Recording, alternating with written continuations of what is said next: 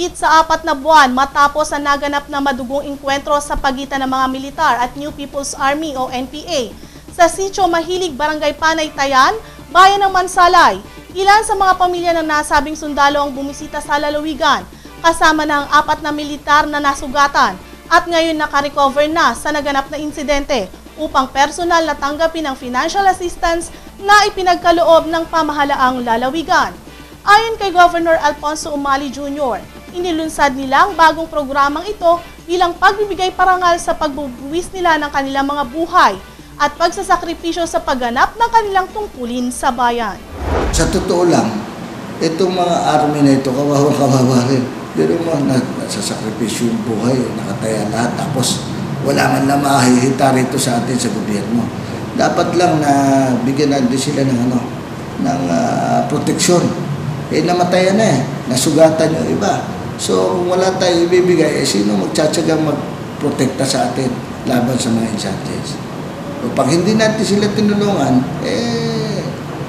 para saan pa sila magpakahirap, magtotoo, di ba? Magmalasakit para sa mga Mindoro.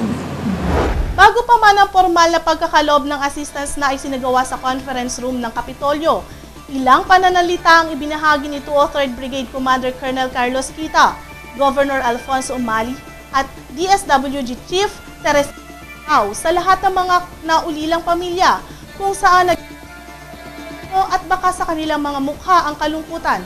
Sa kabila nito, ipinagpapasalamat naman nila ang natanggap na tulong mula sa lokal na pamahalaan ng Silangang Mindoro na pinangunahan ni Governor Umali. Malaking bagay sa akin yun, baga sa pamilya namin. Kaya nagpapasalamat ako sa government ng Mindoro na binibigyan kami ng ganitong opportunity na may assistance. Isa namang sundalo na nakaligtas sa engkwentro ang nagpahayag rin ng kanyang lubhang pasasalamat sa tulong pinansyal at sa poong may kapal para sa kanilang panibagong buhay na kalakip ang pag-asa, pag-iingat at mariing pagdarasal sa Diyos. Nagpapasalamat po ako sa bagong programa ngayon ng lalawigan ng Monitor Mindoro. Kahit sa konting tulong, lalong-lalo na sa mga namatayan, ay isa pong malaking tulong na rin po yun para sa panibagong panimula po nila. Malaking katulungan naman ayon kay 203rd Brigade Commander Colonel Carlos Kita ang ipinapakitang handang pagtulong at pagsuporta ng lokal na pamahalaan at makakaasa naman anya na tutulong sa pamahalaan sa mga Mindoreño sa usaping seguridad sa lalawigan. Nasaya na ako sa iba-ibang lugar, lalo na sa Mindanao, matagal ako doon, more than 15 years. And dito, although yung mga ibang local government ay nagpo-provide ng mga assistance din, like lalo na sa effort namin sa insurgency problem, sa mga public service, may mga joint effort kami. In this case, kakaiba yung bukod doon sa mga public service na joint effort na ginagawa namin. May first time na may local government, provincial government na nagbigay ng ganun. Kumbaga financial assistance na medyo malaki-laki pa, no? Dahil makikita mo naman na 20,000 yata yan yung sa mga namatayan, no? And sa mga wounded, medyo sapat din, no? So malaking bagay, malaking tulong dahil hindi lang ang ating national government at saka Armed Forces of the Philippines na ibigay ng mga ganito, kundi pati dito na mismo. So napakaganda. Sa huli, pinakiusapan naman ni Governor Umali ang lahat ng mga mamamayan sa probinsya na makipagtulungan sa gobyerno para na rin sa matahimik na peace and order situation sa Silangang Mindoro.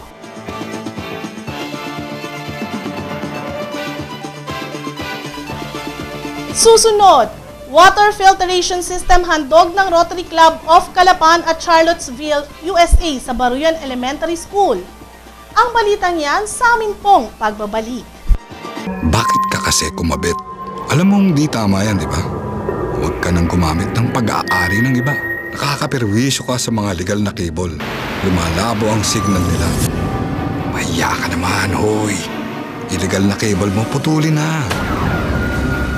Ano, gusto mo bang umabot pa sa kulungan? Umiwas ka na sa gulo at skandalo. Huwag maging kabit. Magpakabit ng tama ngayon. Supported by PCTA. I want my baking back. Let's go. Zor.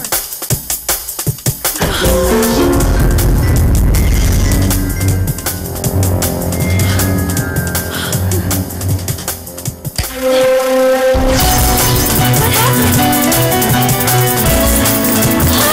Oh no, not again! It's all Sanyo! It's About Time is on HD LCD Sanyo. Build your home in the new city, Severa Neo Calapan, a community with modern space planning for single detached and townhouse with floor area of 45 square meters and lot area of 45 square meters, 2-bedroom units. Affordable price package of 875,000 pesos for only 4,990 pesos monthly amortization through Pag-ibig. Other financing available through in-house and banks. Fronting the Filipiniana Hotel, Severa Neo Calapan is walking distance to Regional Mall, which features Robinson's Retail Group anchored tenant, 2 cinemas with 150 seating capacity, children's play area, regional government center, IT zone, Eco Park, among others. Ongoing housing construction with several units ready for turnover. Grand opening of Severa Regional Mall on December 2010. For particulars, call Marketing Management, RGV Real Estate Center Incorporated, 286-7527.